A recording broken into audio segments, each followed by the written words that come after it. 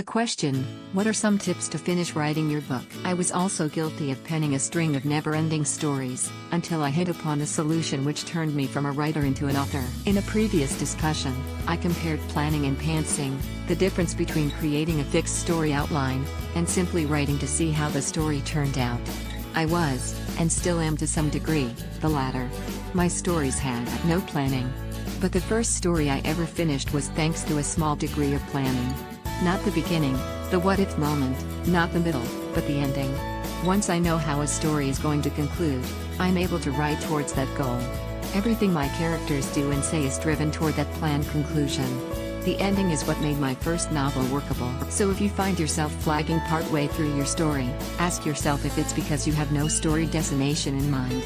If your characters have no goal, nothing to strive for, then what are they doing? If the writer has no idea how the story will conclude, how can it possibly be shaped? Plan your story. Know how it will begin, how your characters will develop and interact and what they need to strive for, or run away from. Then plan how all the various story threads will conclude. Or at the very least, think of an ending. You owe it to yourself and your readers.